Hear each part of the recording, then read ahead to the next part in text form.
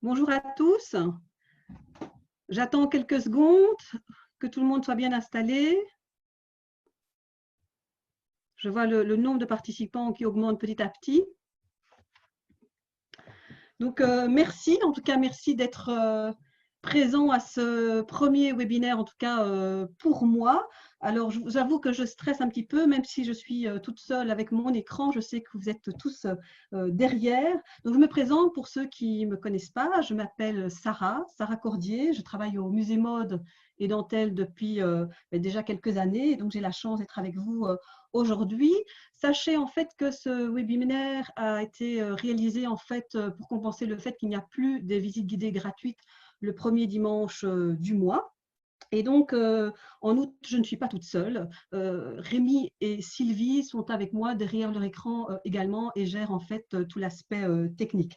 Parce que, en fait, si vous le souhaitez, vous pouvez poser toutes les questions que vous voulez durant la conférence. Si vous faites attention, normalement, en bas de votre écran, il y a la lettre Q et R pour questions et réponses. Et donc, j'y répondrai à la fin en fait du webinaire. Il y a plus ou moins 15 minutes qui sont consacrées donc aux questions et réponses. Donc, posez toutes les questions. Rémi et Sylvie gèrent tout ça et j'y répondrai donc à la fin. La conférence dure 1 heure, donc à 16 heures normalement plus ou moins fini. Sachez aussi que si vous voulez revoir cette conférence ou la partager avec un ami, eh bien, elle sera rediffusée en fait sur YouTube Bruxelles Culture. Et puis évidemment, l'exposition, les musées, vous le savez, sont enfin de nouveau ouverts. Et donc, vous pouvez voir en fait cette exposition jusqu'au 13 juin 2021. Alors, on va démarrer vraiment donc la conférence Masculinities, hein, c'est le titre de cette conférence, c'est le titre de cette exposition. Donc attention, je ne vais pas vous faire une conférence historique, ce n'est pas du tout une exposition linéaire.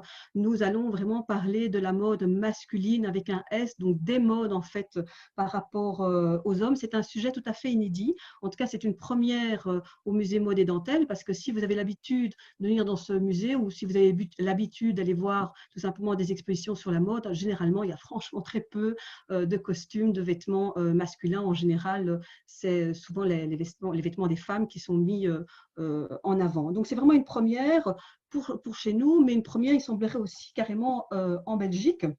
Alors pour cette exposition, sachez qu'il y a quand même 70% de tenues qui appartiennent donc au musée Mode et Dentelle. On a investi, d'ailleurs, on a acheté pas mal de nouvelles pièces pour l'occasion.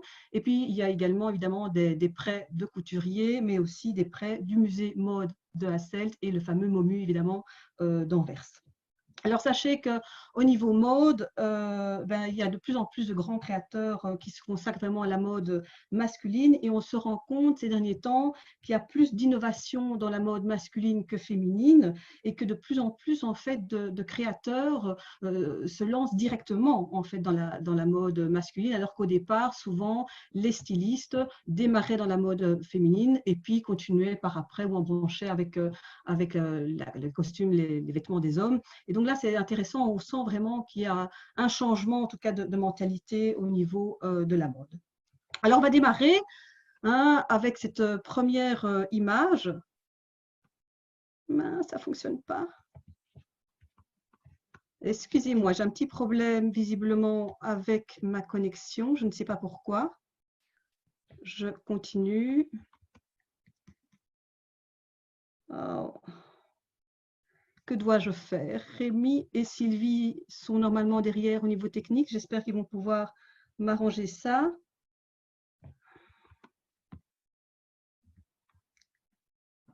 Excusez, franchement, sincèrement, je ne vois pas ce qui se passe. Sylvie et Rémi, si vous m'entendez, j'ai un gros problème. Ah, ça y est, c'est bon, c'est résolu. Excusez-moi.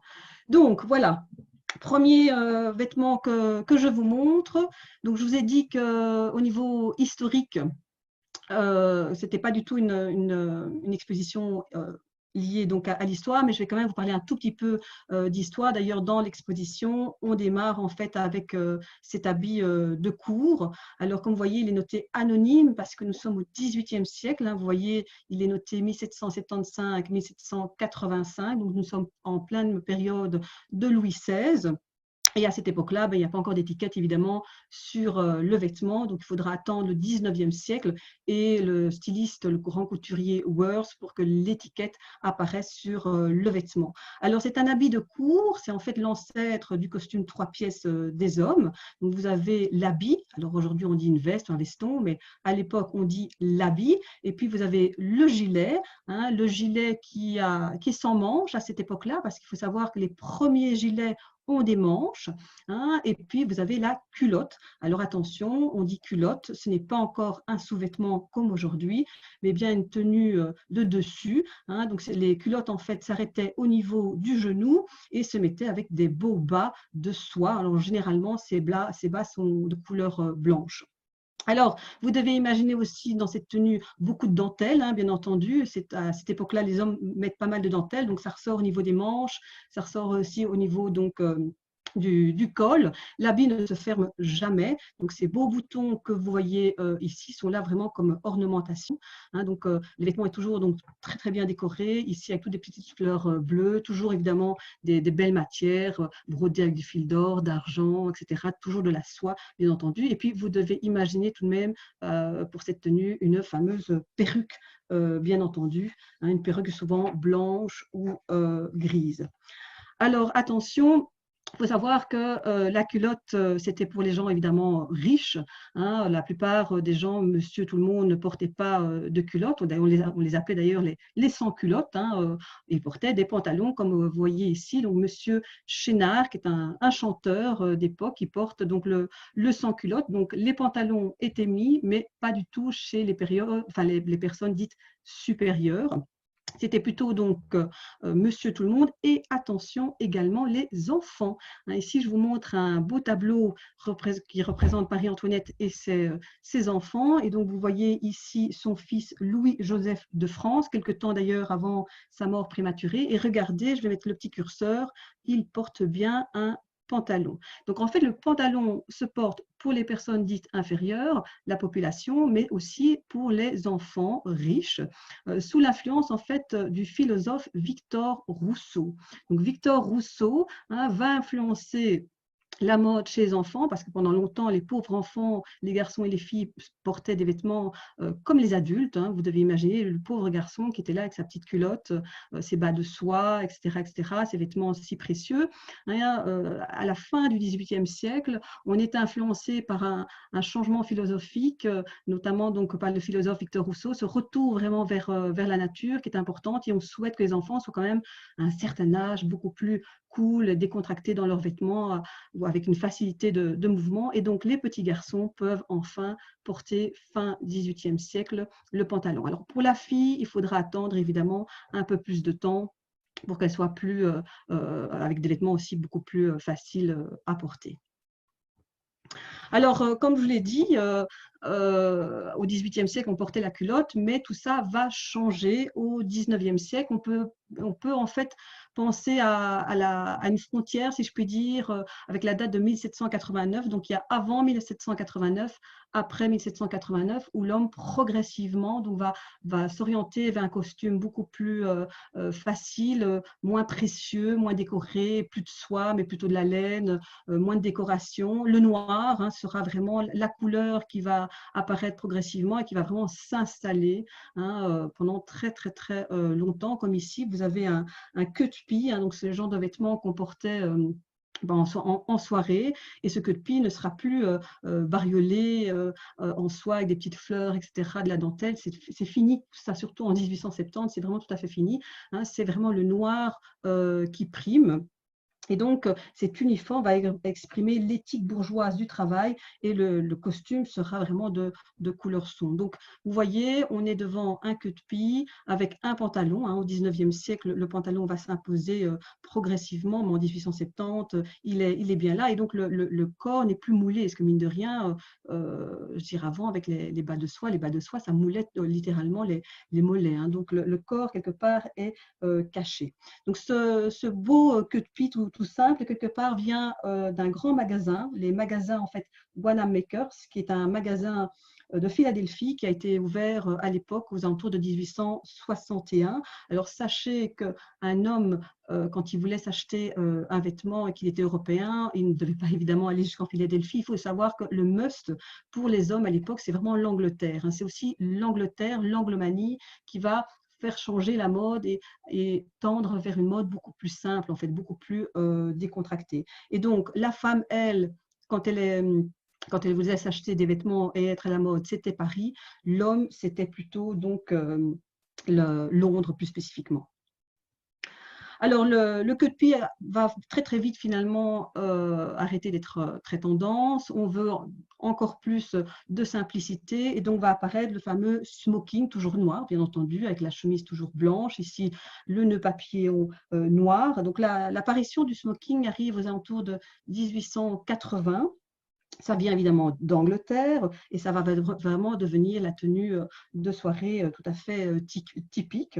Alors, qu'est-ce qui va aider à ce que tout le monde adopte le smoking? Eh bien, figurez-vous que c'est le prince de Galles, Édouard VII, qui va lancer quelque part cette mode que d'autres donc vont suivre.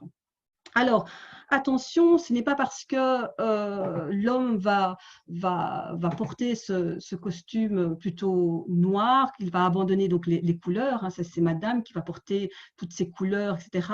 C'est pas pour ça que l'homme ne peut pas être à la mode, évidemment. Donc, il y a dans l'exposition, si vous y allez ou si vous y avez été, toute une grande vitrine avec plein de costumes parce qu'évidemment, les stylistes, les créateurs peuvent jouer avec le costume. Ils peuvent jouer par rapport au nombre de boutons, par rapport au revers, par rapport à la couleur parce que c'est clair qu'au 19e siècle, c'est noir, mais progressivement, il va quand même avoir du bleu foncé, du bleu marine, du gris aussi pas mal.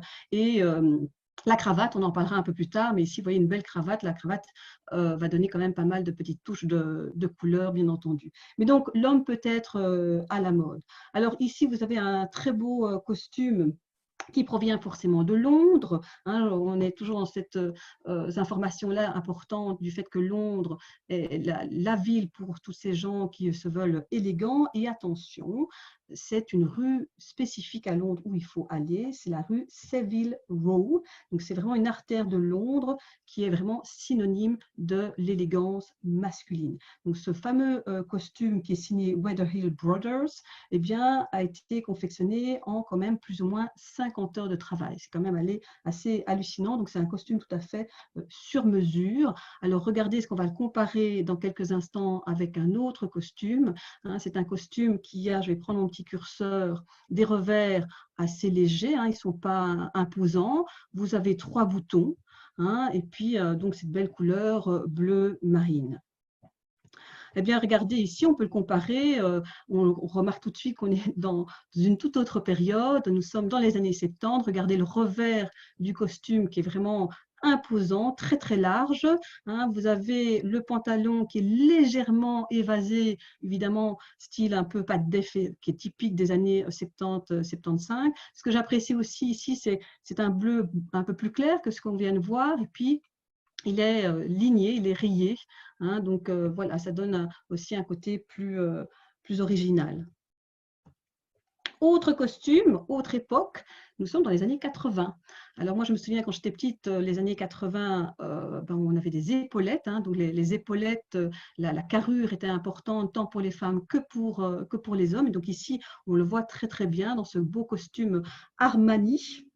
Donc, c'est une veste croisée ici avec un double boutonnage et c'est considéré vraiment comme le summum vraiment du style. Alors, les revers sont tout aussi importants que dans les années 70, mais vous voyez qu'il n'y a rien à faire, c'est un costume tout à fait différent, donc avec cette carrure qui est importante et puis le fait que c'est une veste croisée. Donc, cette carrure importante, c'est vraiment typique, j'insiste, des années 80. On appelle ça à l'époque du power suit.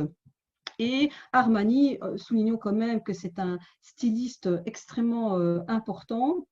D'ailleurs, grâce à lui, après 1975, Milan va s'imposer comme le centre international du prêt-à-porter masculin.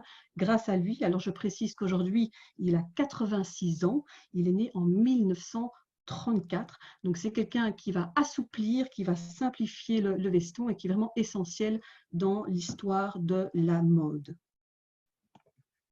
Autre styliste d'un genre tout à fait différent, vous avez Yamamoto. Yamamoto est un des stylistes que j'aime vraiment beaucoup. C'est un styliste qui est décédé malheureusement très récemment, donc en 2020, d'une leucémie, et qui a percé en fait vraiment chez nous dans les années 80. C'est un artiste qui va faire quelque part quelques expériences, dirons-nous.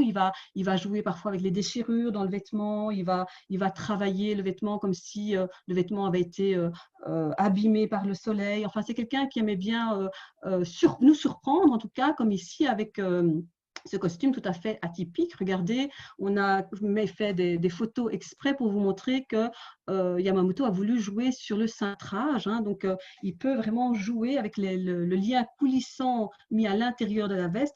Il peut jouer sur voilà, vouloir une veste plus cintrée ou pas. Donc, c'est assez voilà, original. Et puis, regardez, là, prends mon petit curseur. Regardez, il a mis une poche à un endroit assez atypique, hein, qui fait plutôt penser finalement aux vestes de travail.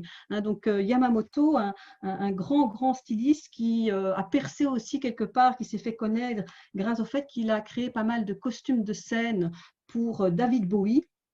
Sa devise était l'énergie humaine est sans limite.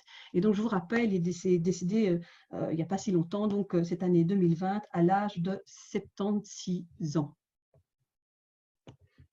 Alors, encore un autre costume, cette fois-ci, donc l'an 20 par Luca Ossendrever, qui date de 2013, très différent aussi par rapport à tout ce qu'on a vu. Regardez là, les revers sont devenus beaucoup plus fins, hein, il n'y a plus que 2 boutons. C'est très stylé, hein, enfin, quand on regarde le pantalon, c'est ce qu'on appelle un peu le pantalon cigarette, c'est assez près du corps. Et puis regardez, chemise blanche et cravate.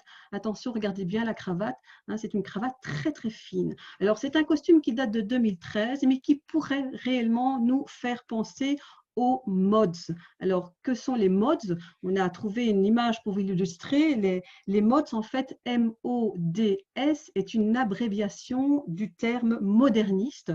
Donc, les mods, en fait, ce sont un groupe de jeunes issus d'un milieu ouvrier qui apparaît fin des années 50, mais qui va vraiment être très présent, très tendance, très à la mode dans les années 60. C'est pour ça d'ailleurs qu'on a une image ici qui date de 1966. Et donc, c'est en fait des dandys, si je puis dire, modernes, donc issus de ce milieu ouvrier, qui vont vouloir être tout à fait chic. Ils vont s'inspirer en fait de la mode italienne, donc ils voulaient être très coquets, soignés, élégants. Ils aimaient bien en fait se comparer pour être à l'opposé des rockers de l'époque, hein, et considéraient que justement les rockers, eux, ne s'habillaient pas si bien, qu'ils étaient soi-disant sales, avec leur veste en cuir noir, et qu'ils étaient voilà, tout beaux avec des beaux costumes style italien. Les mods, par exemple, si vous aimez bien les Beatles, on dit que les Beatles étaient habillés vraiment un peu, enfin, quelque part, leur tenue était proche vraiment des mods, donc typique avec cette cravate toute fine. Alors, sachez qu'ici, sur cette photo, ce jeune homme habillé, donc mouvement mode, est accompagné d'un scooter parce que les mods se déplaçaient tout le temps avec leur scooter qui était customisé avec une panoplie de rétroviseurs, de phares, etc. Donc ici, très belle petite photo avec ces jeunes filles habillées évidemment aussi à la tendance années 60. Alors pour terminer cette premier chapitre, quelque part par rapport à l'exposition, qui était l'homme et la mode face au costume, on termine avec une tenue féminine. Sachez que dans l'exposition, on ne nous a pas tout à fait oublié. Il y a en fait une tenue féminine à chaque étage, à chaque niveau. Et donc ici, vous avez un tailleur pantalon qui date de 2006, qui est de la maison Martin Margiela. Tailleur pantalon, évidemment, donc référence bien entendu à notre cher Yves Saint Laurent qui a lancé, rappelez-vous, le tailleur pantalon dans les années 60-70. Et donc ici, c'est un tailleur pantalon qui est assez original, bien entendu. Je ne sais pas si moi j'oserais le porter parce qu'il y a un côté non fini, mais qui est tout à fait évidemment fait exprès. Donc Martin Margiela, sachez que c'est un créateur belge qui a marqué vraiment l'histoire de la mode avec ses collections comme ici, donc très conceptuelles. Hein. Donc il y a un côté vraiment déstructuré d'un côté. Hein, donc vous voyez, il y a une moitié qui est construite et puis l'autre moitié qui est vraiment mi-structurée, quelque part à la limite flottant, quelque part même drapé. Hein, et donc le tout donne quelque chose aussi d'asymétrique parce qu'il fait ça au niveau de la veste, mais au niveau du pantalon également. Donc voilà, c'est assez conceptuel, c'est vraiment pas mal. Et ça clôture donc notre petit chapitre sur le monde de la mode face aux hommes en costume. Alors, on est bien d'accord que nos hommes ne sont pas en costume tout le temps, 24 heures sur 24, pendant toute leur vie, heureusement d'ailleurs pour eux. Donc, on a voulu aussi montrer, rappelez-vous, j'insiste, cette exposition, c'est masculinities, donc c'est vraiment une envie de montrer les différentes facettes de l'homme et de questionner donc le genre. Donc, dans ce deuxième chapitre de l'exposition et de cette conférence, eh bien, vous avez le thème de l'aventurier. Hein, donc, l'homme, il peut être aussi, comme ici, un marin, mais il peut, voilà, les petits garçons, quand ils pensent à ce qu'ils veulent devenir, pensent qu'ils ont envie d'être pirate ou cow-boy ou pilote d'avion ou torero, que sais-je. Et donc, par ce deuxième chapitre, on a voulu vous montrer une tenue, comme vous le constatez, de Jean-Paul Gaultier, une combinaison pantalon. Alors attention, cette combinaison pantalon n'a pas pour but d'être portée tous les jours. En fait, il a réalisé ça pour un spectacle de ballet. Donc, il s'est inspiré très clairement pour cette combinaison pantalon du marin. Donc, Jean-Paul Gaultier, de toute façon, il est très connu pour ses marinières. Hein. Vous avez sa marinière, évidemment, qui est ici. Hein. Il a débuté, pour rappel, Jean-Paul Gaultier dans les années 80 et il a fait fureur très, très rapidement avec justement cette marinière. C'est un styliste qui va vraiment afficher la sexualité de l'homme par le vêtement.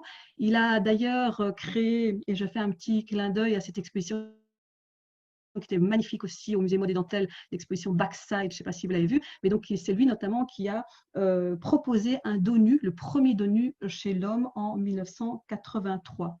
Et donc ici, cette tenue marin, donc avec cette marinière et le pantalon, vu que le pantalon était porté par les marins, ils étaient toujours blancs à l'époque, donc ancienne, et c'est un pantalon comme au 19e siècle qu'on appelle à pont.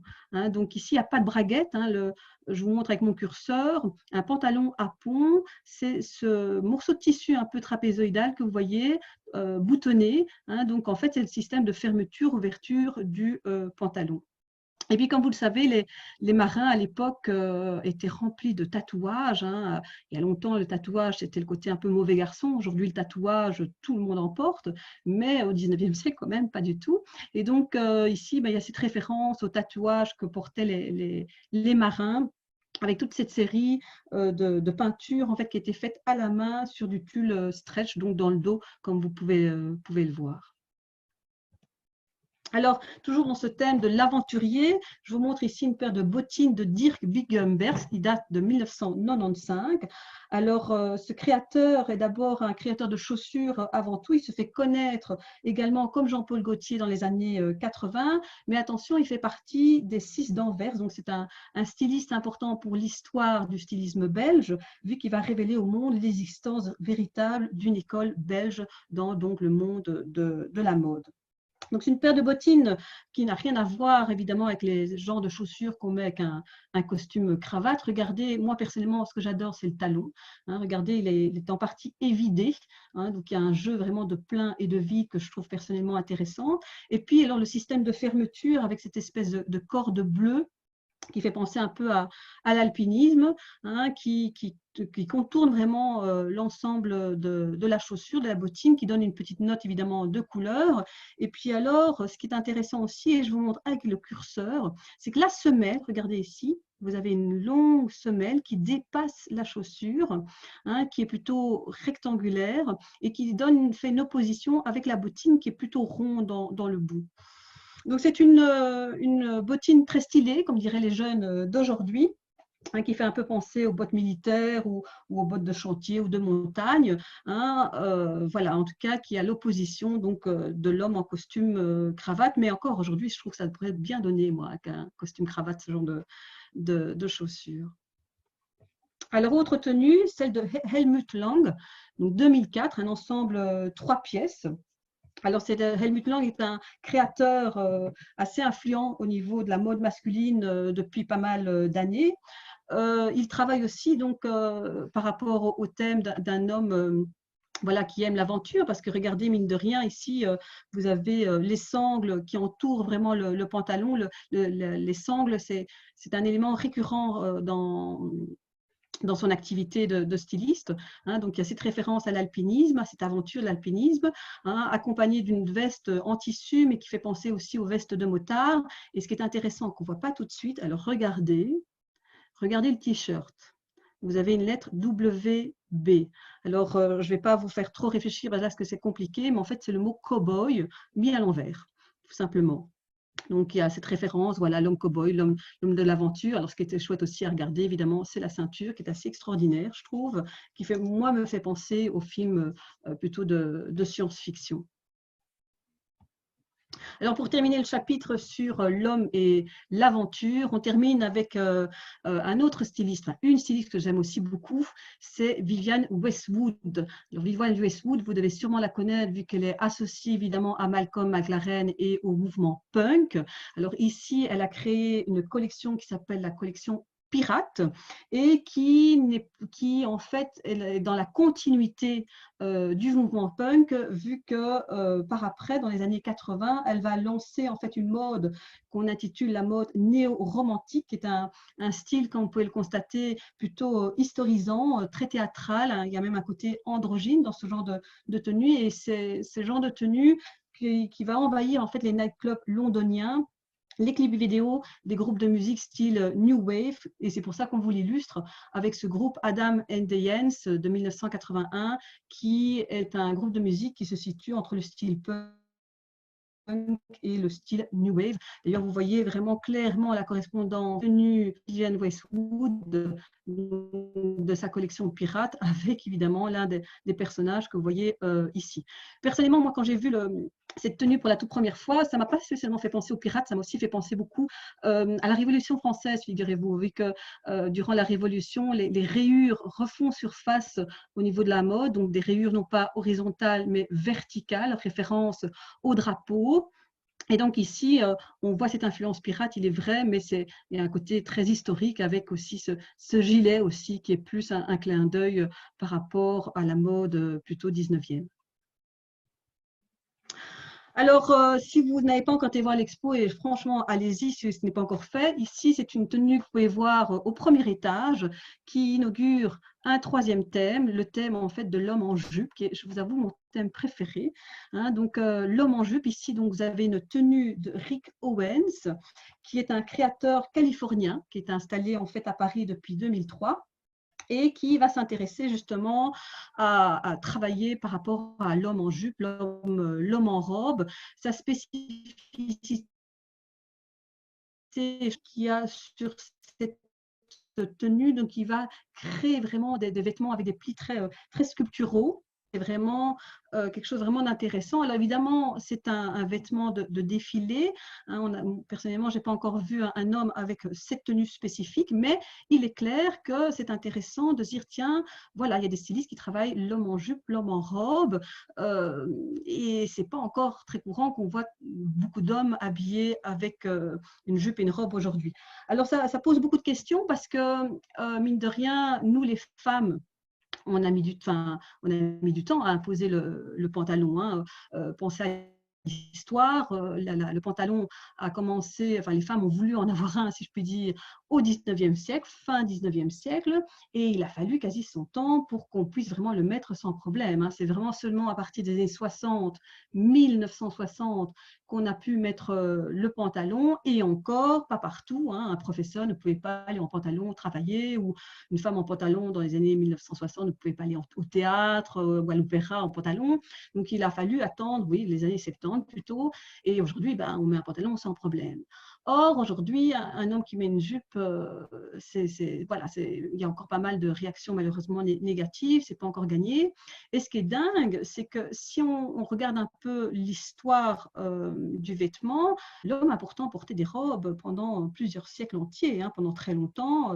L'homme et la femme portaient des longues tuniques. C'est seulement vers la fin du Moyen-Âge qu'il va y avoir cette distinction entre la femme qui va garder sa longue sa longue tunique, et l'homme qui va se mettre au court, c'est-à-dire qui va mettre ce qu'on appelle un pourpoint, donc l'équivalent, si je puis dire, de la chemise aujourd'hui, et du pantalon. Alors à l'époque, évidemment, au Moyen-Âge, on n'appelle pas ça un pantalon, on appelle ça des choses. Mais donc il va y avoir cette distinction homme et femme. Mais c'était nouveau, et ça arrive fin du Moyen-Âge. Alors à ce sujet, il y a eu une interview très récente de Denis Brunat dans un magazine, le magazine Le Point, donc le 24 novembre 2020, c'est très récent, et il l'explique très clairement. Donc, je vais vous faire ici une petite citation. Donc, entre le 12e et le 14e siècle, hommes et femmes sont tous vêtus de long et leurs vêtements diffèrent seulement par quelques détails. Il y a ensuite une césure à partir du milieu du 14e siècle dans la façon de se vêtir selon les sexes, les hommes commençant à se vêtir de court. Au cours des siècles qui suivent, les femmes empruntent au vestiaire masculin de nombreux éléments comme le chapeau, la veste, le talon et le pantalon. L'inverse est moins vrai. Les hommes jusqu'à présent n'ont pas vraiment adopté la jupe. Alors évidemment, j'essaie de résumer ici, hein, ce qui n'est pas évident, mais il est évident par contre que l'homme porte des robes dans des contextes différents. Hein. Je veux dire, un avocat a quelque part une robe sur lui et ça ne pose pas de problème. Pensez aussi évidemment au djellaba ou au boubou. Hein. Le boubou, c'est une tenue homme et femme qui ne pose pas de problème. La djellaba non plus, d'ailleurs. Donc voilà, tout ça, évidemment, c'est un grand débat et je m'adresse d'ailleurs aux professeurs, j'espère qu'il y en a parmi nous. C'est un débat qui est vachement intéressant, je trouve, pour nos jeunes aujourd'hui par rapport à ce thème de l'homme en jupe, parce que qui sait, un jour ou l'autre, peut-être dans 50 ans ou moins, l'homme se baladera en jupe. Cela dit, d'ailleurs, moi-même, j'en ai rencontré un. Je vous présente Georges. Bon, je devrais le prononcer à l'espagnol, mais je n'y arrive pas. Mea culpa. Georges, si tu es là avec nous aujourd'hui. C'était un homme que j'ai rencontré en fait en jupe, figurez-vous, quand j'étais en train de préparer ma visite guidée au musée Mode et Dentelle. Donc j'arrive au premier étage sur le chapitre homme en jupe et je croise Georges devant moi, donc c'était assez hallucinant. Et donc j'ai osé l'aborder, je lui ai posé quelques questions. Donc il était en visite au musée Mode et Dentelle, mais à Bruxelles. Donc j'ai rencontré, il avait cette tenue que vous voyez ici à droite avec son pull jaune et sa jupe qui est en lin, si je ne m'abuse. Et donc, il m'a expliqué qu'il portait des jupes en fait depuis déjà quelques années, qu'il les confectionnait lui-même parce qu'en fait, c'est pas évident hein, de trouver une jupe à sa taille vu que c'est pas encore dans l'air du temps. Qu'il trouvait que le regard des Belges n'était pas toujours très, voilà, pas, je dirais pas sympathique, mais il sentait quand même qu'on le regardait, alors qu'en Hollande où il vit, il n'y a pas ce regard-là. Donc, ce qui est intéressant, je trouve ici, c'est que regardez, et c'est ça qui pose beaucoup de problèmes, je pense aujourd'hui, c'est que les hommes ont peut-être peur de mettre des jupes, de peur de perdre, entre guillemets, leur virilité. Or, si vous regardez ici, Georges, il a une jupe qui fait penser au kilt. Les Highlanders, c'est très viril, hein, c'est porté avec des belles grosses chaussettes, des bonnes grosses chaussures noires généralement. Donc voilà, il y a moyen d'être viril en étant en jupe. C'est comme une femme, c'est pas parce qu'elle porte le pantalon qu'elle ne peut pas être séduisante et sexy et féminine. Il suffit de porter un pantalon un peu différent que le pantalon d'un homme. Donc c'est un sujet qui est très important, je trouve, aujourd'hui.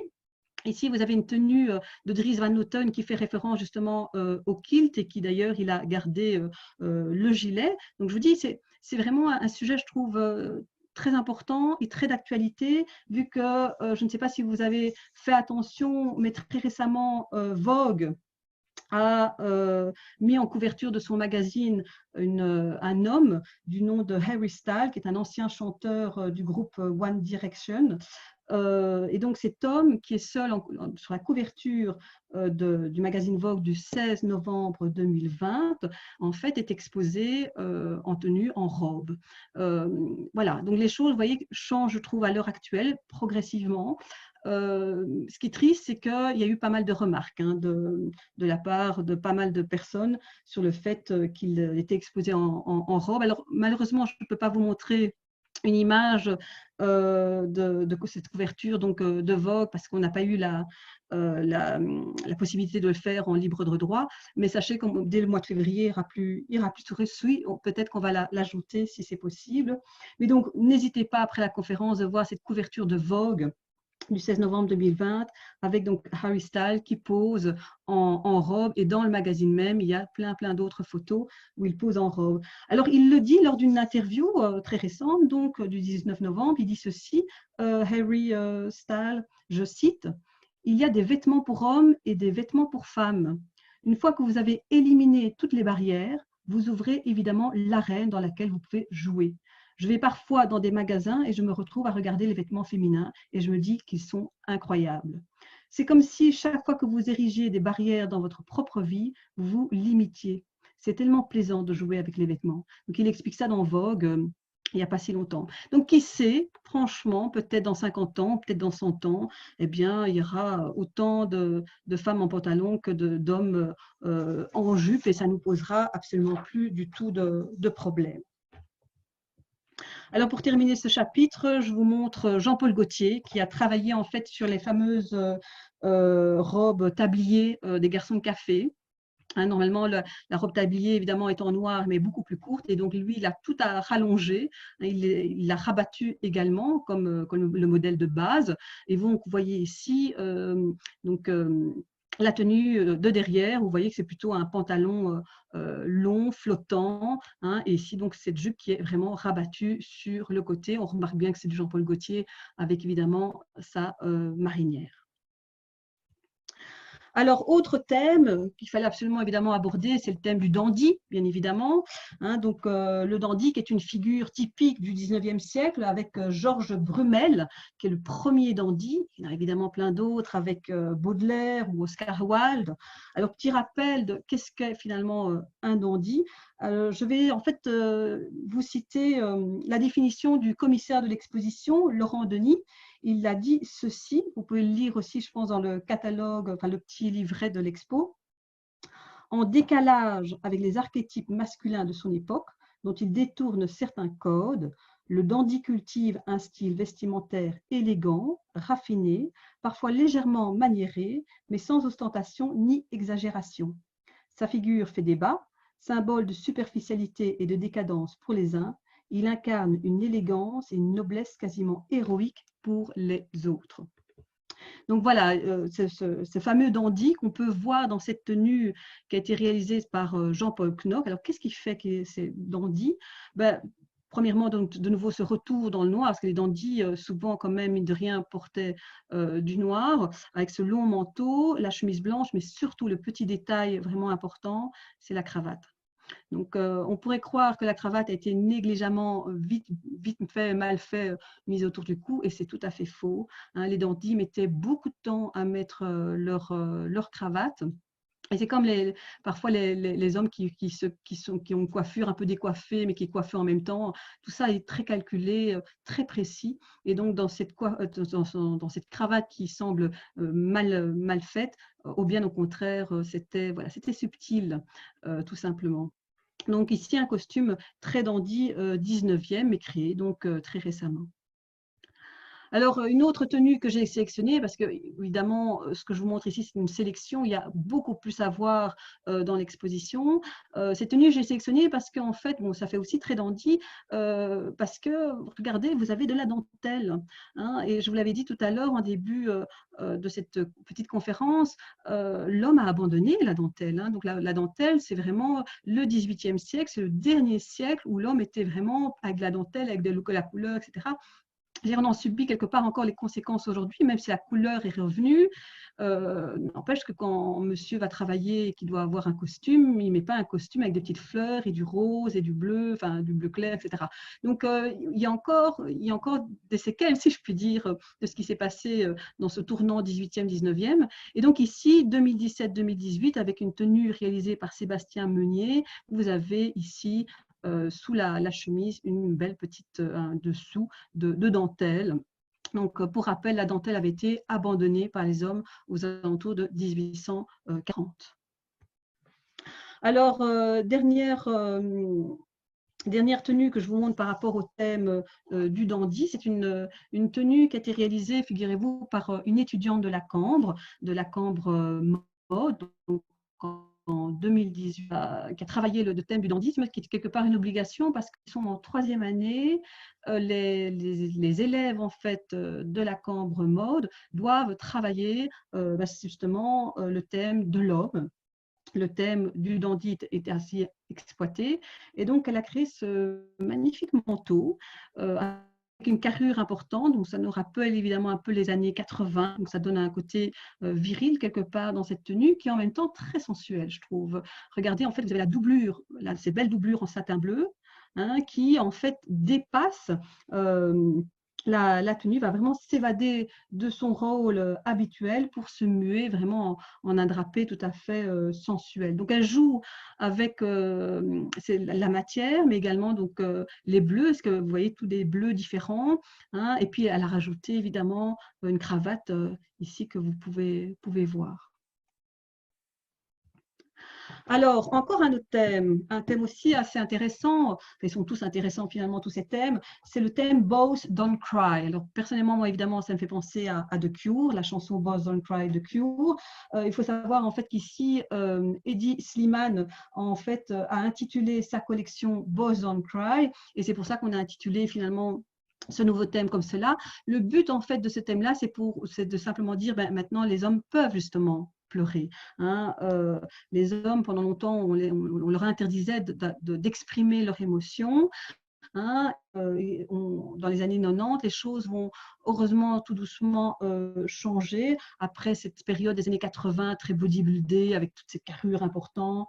Dans les années 90, les choses changent tout doucement. D'ailleurs, en 94, un journaliste du nom de Mark Simpson va inventer le terme métrosexuel pour décrire une nouvelle génération d'hommes adoptant une approche plus ouverte en fait de la masculinité. Et en 2009, il y a même un sociologue, Eric Anderson, qui affirme que le recul du sexisme et de l'homophobie a entraîné une acceptation croissante de l'émotion de l'homme. Et donc cette tenue de Eddie Slimane est assez extraordinaire par rapport à ce thème, parce que regardez, ce qui est intéressant évidemment, c'est ce rouge que vous voyez avec toutes des petites perles tubulaires au niveau de la chemise, qui va vous faire penser à une tache de sang, hein, donc, qui est en fait une tache de sang qui montre que l'homme peut aussi souffrir, qu'il est chargé d'affect. Et donc c'est très discret, c'est intéressant parce que l'homme peut le dévoiler ou pas en fonction de l'ouverture de sa veste. Regardez, la tenue est très stylisée avec de nouveau aussi une cravate très fine, très longue. Hein, c'est une tenue très proche du corps quelque part.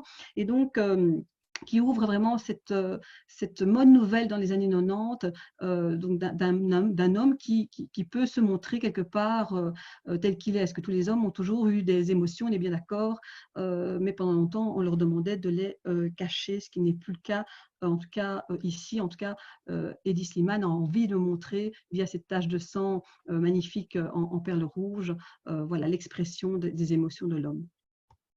Alors, autre tenue, une tenue ici de Own, qui date de 2005-2006. C'est tout à fait d'un autre genre, mais on est toujours dans le même thème. Si vous faites attention, alors regardez bien ici le t-shirt.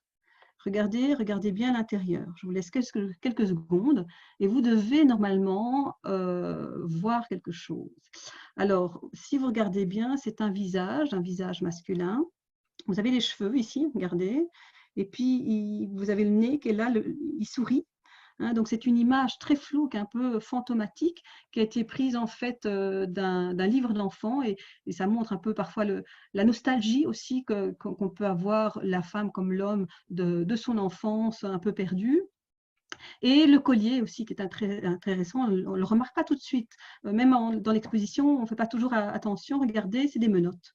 Donc, on a transformé des menottes en collier. Donc, personnellement, moi qui travaille aussi au musée Magritte, ça me fait penser au détournement évidemment de l'objet. Hein, mais ici, ce qui est intéressant, c'est que ces menottes montrent la libération en fait de l'homme.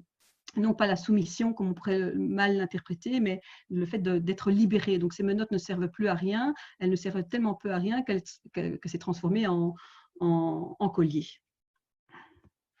Alors, autre tenue, tout à fait aussi différente de Chris Van Ash de 2011 avec un débardeur semi-transparent qui dévoile les bras du jeune homme, mais vous avez également, c'est surtout ça que j'aime bien ici, le pantalon. Donc, ce pantalon, en fait, qui a été créé avec de l'encre de Chine, qui a été projeté, en fait, avec un aérographe et qui évoque évidemment l'action painting d'un Pollock. Hein. Donc, ici, on a pu trouver une image libre de droit. Donc, une image en fait très chouette parce que on voit tous ces enfants là en pleine visite guidée. Ça me rappelle le bon vieux temps, si je puis dire. Et donc, voilà, ici, une belle image de Pollock qui vous rappelle donc cette référence, ce lien à faire, vous voyez, avec le pantalon. Donc, rappelez-vous, Pollock, c'est un artiste qui va travailler avec sa toile mise par terre, hein, sur le sol, et qui va en effet projeter via la technique du draping toutes ces émotions. Hein. On appelle ça, rappelez-vous, l'expressionnisme abstrait.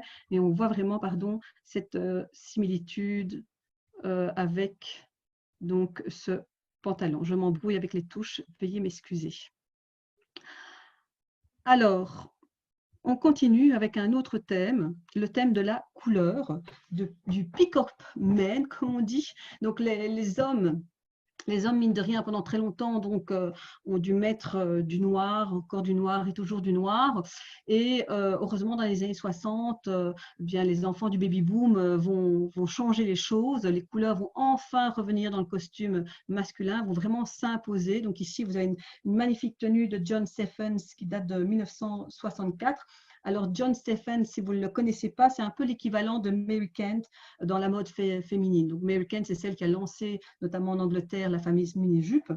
Eh bien, John Stephens, lui, va lancer la figure de l'homme pan. Donc, pensez au pan avec toutes ces couleurs du pan en mâle qu'il a voulu donc mettre en avant. Donc, retour à la couleur, aux couleurs vives, aux couleurs voyantes. Ici, vous avez un costume de pièces en rouge. Rappelez-vous, le rouge est une couleur qu'on voit de très loin. C'est une couleur imposante. Et en plus, ici, c'est un rouge de velours. Hein, c'est du velours, donc c'est très, très sensuel. Donc, on est dans les années 60, même époque que les Mods. Hein, je vous avais fait le lien entre les Mods et les Beatles. Ici, avec les Pick-up Men, les hommes pans, vous pouvez faire le lien avec les Rolling Stones, qui sont des hommes pans, justement. Alors, la couleur, aujourd'hui, chez les hommes, elle peut être un peu partout, y compris également avec un site, comme vous pouvez le 20, hein, donc avec cette couleur, Versace est très connu, hein, pour toutes ces couleurs dorées, style très baroque, et ces références aussi à l'Antiquité grecque que vous voyez très fortement ici au niveau de la ceinture. Donc la couleur aujourd'hui, il n'y a pas de souci, on voit les couleurs dans tous les défilés. Hein. Comme je vous l'ai dit, c'est encore difficile pour les costumes, mais de manière générale, vous pouvez voir des hommes avec un pull vert, jaune, rose. La couleur est enfin présente, mais voilà, dans les années 60, elle était particulièrement plus présente qu'aujourd'hui. Alors, au niveau des couleurs, justement, un homme qui est en costume foncé pourra toujours mettre de la couleur, notamment avec des nœuds papillons. Donc, les nœuds papillons, mine de rien, pendant très longtemps, étaient plutôt noirs ou blancs. Hein, et c'est devenu aujourd'hui un accessoire très tendance, qui peut être très coloré, très ludique. D'ailleurs, ici, la marque Edmunds s'est spécialisée avec vraiment beaucoup de succès dans le nœud papillon, et ça témoigne vraiment de l'engouement en fait de cet accessoire masculin. Alors moi j'ai une préférence pour celui du dessus. Hein. Regardez, vous avez toutes des femmes, et non pas des femmes filiformes, hein, ou des femmes aux formes justement. Moi personnellement, ça me fait penser aux années 60, surtout quand on regarde le bikini, qui est une culotte assez imposante. Et vous avez des blondes, vous avez des brunes, et si vous êtes très attentif, vous voyez qu'il y a même une rousse ici. Donc voilà, deux nœuds papillons assez sympathiques qui donnent donc de la couleur pardon, au costume des hommes. Alors, attention, on ne doit pas être non plus trop catégorique en disant qu'au 19e siècle, les hommes étaient toujours noir, noir, noir, avec une chemise blanche. Ils pouvaient mettre quand même de la couleur. Regardez ici, vous avez des gilets. Hein, eh bien, nous sommes en 1840-1850, et en fait, de par le gilet, l'homme pouvait quand même mettre un petit peu de couleur dans leur tenue assez sombre. Alors, on continue notre conférence, on continue, on avance aussi dans l'exposition, on est toujours au premier étage, mais nous avons ici un autre thème qui est le thème Both Wanna Have Fun, donc les hommes veulent aussi avoir du plaisir dans la vie, évidemment. Et ce thème est fortement bien illustré par les fameux t-shirts, les fameuses tenues de Walter van Beirendonck. Van Beirendonck il est aussi l'un des 6 d'Anvers. Et il est connu de plus en plus dès la fin des années 80. Il va revendiquer réellement haut et fort le droit de l'homme au plaisir et notamment au plaisir sexuel. Alors ici, vous avez une de ces tenues, une chemise avec le mot bear sur le dos, hein, qui veut dire ours en français et qui fait en fait référence à une communauté gay née à San Francisco dans les années 1970. Donc en fait, Van Beirendonck se considère bear également. Donc ce sont des hommes qui affichent leur côté un peu poilu et avec humour d'ailleurs parfois. Et donc il va sélectionner notamment dans ces mannequins des hommes qui ont une pilosité importante. Et donc, Van Beirendonck crée pas mal de t-shirts, de tenues assez fun. Comme vous voyez ici, il s'inspire pas mal aussi de la bande dessinée, des comic strips américaines. Mais surtout, je vous dis, il y a un côté très sexuel dans ces tenues. Et donc ici, on ne le voit pas tout de suite, mais donc je vous signale tout de même qu'en jaune, vous avez un énorme phallus, hein, jaune fluo en plus, avec une sucette par-dessus. Donc ça se passe de commentaires. Et donc, vous voyez qu'il peut être aussi très provocateur. Alors, à propos de provocation, vous avez ici une tenue de Jean-Paul Gaultier à nouveau. Alors, on n'est plus du tout dans ce thème Wanna Have Fun, mais dans le thème l'homme à nu. Hein, donc, mine de rien, l'homme, pendant très longtemps, a été considéré comme sujet et la femme comme objet. Et les choses vont heureusement changer petit à petit à partir des années 1970. On le voit notamment dans la publicité, où on voit en fait on voit de plus en plus le physique masculin dans des images un peu subversives, et ça va circuler au niveau médiatique. Mais malheureusement, donc cette apparition de cet homme plus nu dans les années 70 va être cassée dans les années 80 avec malheureusement cette horrible maladie, le sida, hein, qui fait que l'homme et la femme vont devenir très bodybuildés avec cette carrure importante. Mais voilà, dans les années 90, les choses rechangent et aujourd'hui, l'homme nu revient vraiment d'ailleurs en force. Et donc ici, chouette veston que je trouve assez marrant, avec un homme bien musclé. Hein, on voit bien qu'il fait ses abdos tous les jours, hein, mais attention, on ne les voit pas tout de suite. Ici, on a pris une photo très claire, mais si vous allez dans l'exposition, il faut se positionner d'une certaine manière pour voir. C'est vraiment un jeu d'optique, hein, qui, moi, m'a fait tout de suite faire référence évidemment à Vasarely. Hein, donc Vasarely, un grand artiste, si vous ne le connaissez pas, de l'art optique, qui joue évidemment avec cela. Et donc Jean-Paul Gaultier a été sans doute fortement influencé aussi par des artistes comme Vasarely qui jouent donc avec notre système optique. Alors Jean-Paul Gaultier, qui a évidemment fortement souffert du sida, vu que son compagnon est décédé du sida, donc il va militer par rapport évidemment à tout ça. Et donc ici, vous avez très clairement un t-shirt où il est marqué « Safe Sex for Forever ». Alors, dans ce thème de l'homme à nu, vous avez un styliste assez spécial, Ludovic de Saint-Cernin, qui lui, en fait, va vraiment mettre des hommes dans ses défilés qui sont quasi nus tout le temps. Donc, sachez que Ludovic de Saint-Cernin est né à Bruxelles, il a eu sa formation à Paris et va vraiment créer tout le temps des vêtements plutôt provocants. Ici, c'est très, très clair, hein. Vous avez quand même ici un slip en cuir qui est lacé sur le côté, sachez-le, les gants en latex, et puis vous avez carrément un lasso en maille métallique. Attention, ce sont des cristaux Swarovski que vous voyez ici. Alors, on arrive déjà, je fais attention au timing, bientôt à la fin de la conférence. Il nous reste encore deux thèmes. Sachez qu'ici, on est en fait au dernier étage. Et c'est un étage qui parle plus finalement de la mode d'aujourd'hui. Hein, le premier thème ici, ici, c'est Bad Boys, et vous avez une tenue, un jogging hyper stylisé, vraiment très luxueux, qui joue sur la construction, déconstruction. En fait, on veut vous expliquer aussi, regardez la date, c'est un ensemble qui a été créé en 2017-2018. Aujourd'hui, en fait, beaucoup de gens s'habillent avec des suites à capuche, avec des joggings, surtout chez eux, les jeunes, surtout chez nos ados. Faut quand même se rappeler que le jogging, le suite à capuche, en fait, a été créé surtout dans les années 70 et c'était porté par des personnes qui étaient plutôt dans la mouvance hip-hop, qui est une contre-culture à l'époque. Hein, donc, ça a démarré dans les années 70. Ça arrive chez nous, le hip-hop, plutôt dans les années 80, avec le graffiti, etc.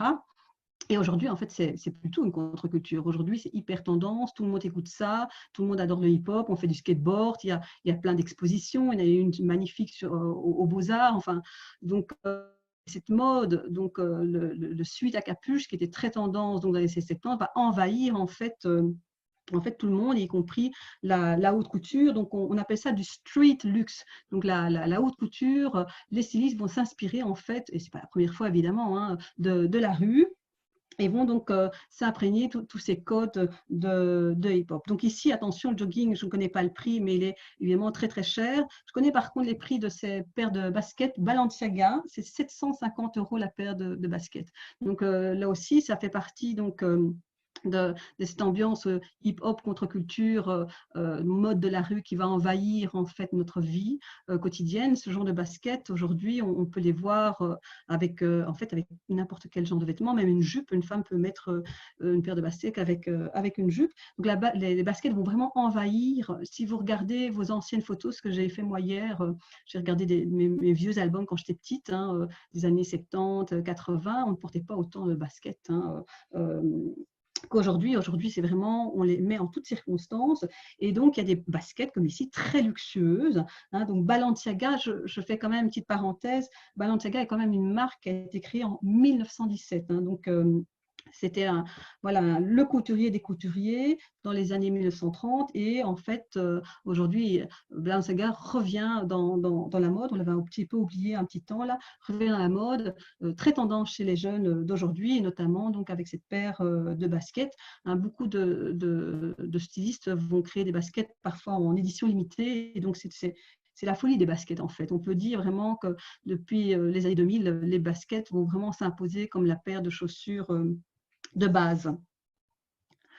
Alors, dernier thème, et nous arrivons progressivement à 16 heures, dernier thème avec la mode non binaire. Ça rejoint un peu finalement le thème qu'on a abordé tout à l'heure avec l'homme en jupe. Hein, donc la mode unisexe. Donc ici, vous avez une tenue de Mozart. Alors, je suppose que vous connaissez tous. Hein, donc c'est la fameuse marque de Stromae et de sa compagne styliste Coralie Barbier. Donc, la ligne Mozart, pour rappel, a été lancée à Bruxelles en 2014 et elle se veut totalement unisexe. Donc ici, sachez que vous avez un top assez magnifique. Moi, j'aime beaucoup, vu que ça fait penser à l'art nouveau floral, à du Victor Horta. Mais sachez que le motif n'ont pas été créés par eux, par contre. Mais donc, c'est une tenue qui se veut tant pour les hommes que pour les femmes.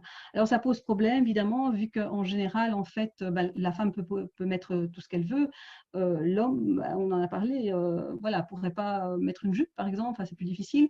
Donc, cette mode non binaire, unisexe, part régulièrement à partir de vêtements féminins que les hommes pourraient, de vêtements masculins que les femmes peuvent porter également, mais c'est rarement l'inverse, c'est plus compliqué. Ceci dit, il y a des couturiers qui pensent différemment et qui se disent qu'une chemise, c'est une chemise, peu importe finalement qui la porte. Donc, en tout cas, les choses, de nouveau, je vous dis, commencent à bouger. Alors, attention, la mode unisexe est déjà apparue dans les années 1960, ce n'est pas du tout nouveau.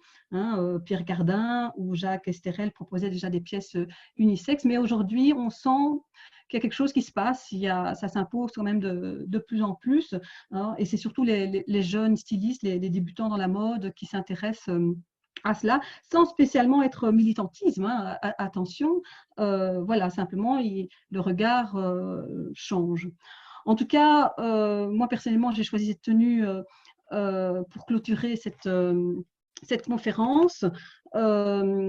Donc, voilà, j'aimais bien du fait que ça contribue, enfin, c'est lié vraiment au fait que j'ai envie d'insister sur le fait qu'il y a les propositions des créateurs qui ne dépassent pas toujours le défilé, mais que, mine de rien, ces images-là sont véhiculées dans des expositions, dans des magazines, et que finalement, progressivement, nos mentalités vont évoluer. Donc voilà, je vais vous laisser, pas tout à fait, vu que là maintenant, il est waouh, il est moins une, j'ai réussi à tenir pile une heure comme demandé. Donc je vais ouvrir donc la section questions-réponses. Je vais essayer de lire donc vos questions et y répondre. J'espère que j'aurai le temps d'y répondre à toutes. Je ne sais pas du tout combien il y en aura. Je vais essayer, je vois, voilà, hop, questions-réponses. Si je n'arrive pas à répondre à toutes les questions, n'hésitez pas à écrire aussi à l'adresse que vous voyez ici en bas à droite, un service des publics@brucity.be, et on vous répondra de toute façon par écrit, je vous le promets. Donc, je lis la première question. Petite remarque, peut pas être publié ou posé. Ah, d'accord. Alors, de 1789 à 1964, pourquoi une si longue période sans couleur? C'est une bonne question. Alors, donc c'est une question de Olivier de Marsin. Alors, pour moi, donc donc cette frontière avec 1789, le fait que les hommes au XVIIIe siècle, ils bossent pas. Ils bossent pas, ils sont oisifs. Je veux dire, ce sont des gens qui sont dans le paraître constamment. Hein, à partir quand même fin 18e, 19e siècle, vous devez imaginer que la bourgeoisie est de plus en plus présente, une bourgeoisie avec la haute, la moyenne, la petite, et ce sont des gens qui ont beaucoup d'argent, mais qui doivent bosser quelque part, et qui doivent avoir une tenue pratique, et qui n'ont pas besoin quelque part de mettre de la couleur sur leurs vêtements. Enfin, voilà, ça, moi j'interprète ça comme ça. Comme je vous l'ai dit, on parle de la grande renonciation. C'est un psychanalyste qui parle de cette grande renonciation pour montrer des valeurs un peu quelque part plus sérieuse, tout simplement. Je veux dire, pensez aussi dans l'histoire de la couleur, les protestants mettaient du noir. Hein, donc, voilà, il y a ce côté sérieux aussi du noir. Les couleurs ne font pas sérieux. Je pense que ça joue aussi dans cette absence de couleur, le fait que c'est l'homme voilà, qui va subvenir aux besoins de madame, qui va travailler et qui n'a pas besoin, en fait, voilà, on laisse ça à madame.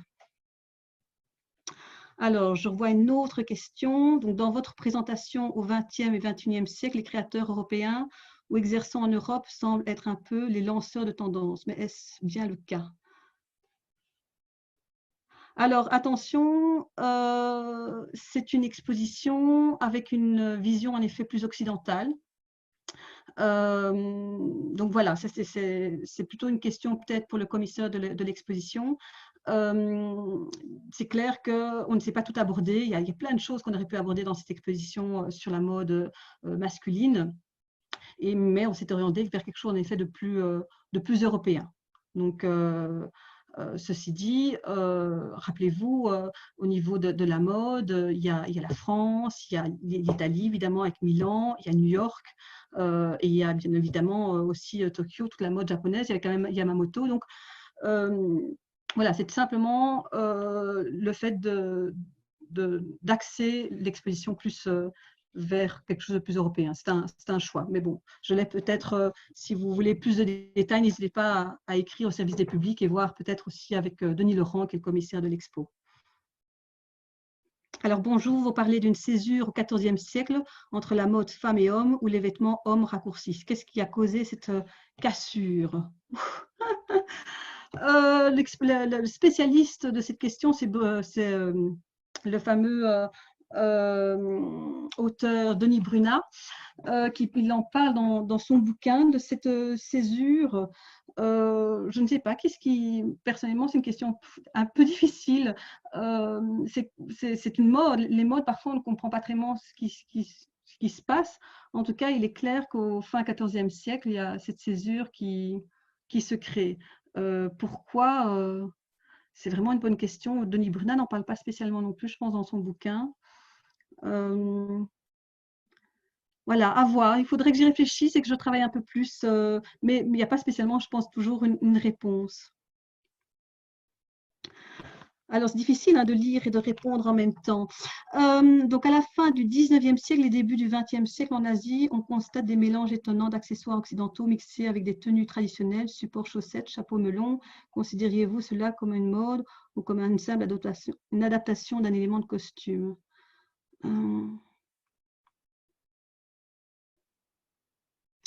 Je suis en train de réfléchir, excusez-moi. Je pense que c'est une mode également. Je veux dire, de toute façon, aujourd'hui, les stylistes ont toujours une soif de nouveautés et regardent, que ce soit en Asie ou ailleurs, en Afrique, des éléments pour justement renouveler la mode en question.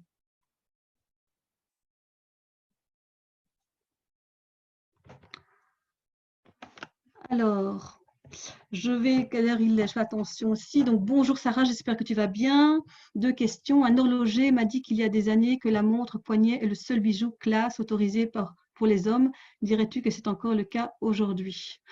Alors, n'oublions pas que la mode de la montre au poignet pour les hommes, au départ, c'était pas classe du tout parce que les hommes au 19e siècle ont trouvé ça très féminin.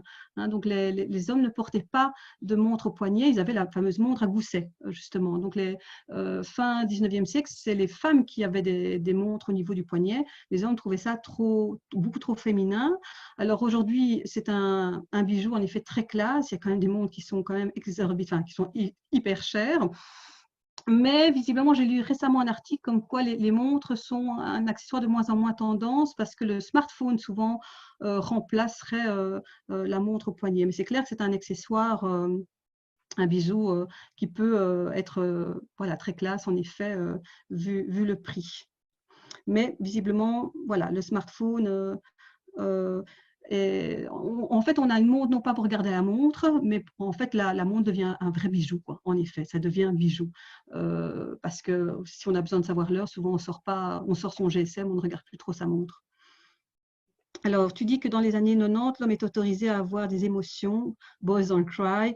Y a-t-il une période précédente dans l'histoire où ça a été le cas? Je ne pense pas. Je peux remonter à la période Louis XVI, où il était nécessaire de se farder au maximum, tout à fait, pour cacher l'humain. Et les émotions pour les femmes aussi. L'homme est-il resté dans ce carcan depuis? Donc, c'est vrai que d'ailleurs, il y a pas mal de petites conférences qu'on peut trouver aussi sur YouTube. Hein, les hommes à l'époque de Louis XVI, comme les femmes, se mettaient du blanc, mais c'est hallucinant. Du blanc de Cyrus, c'était en plus mauvais pour la peau, pour cacher en effet ces fameuses émotions et puis aussi tous les boutons et tout ce qu'il pouvait avoir au niveau de la peau.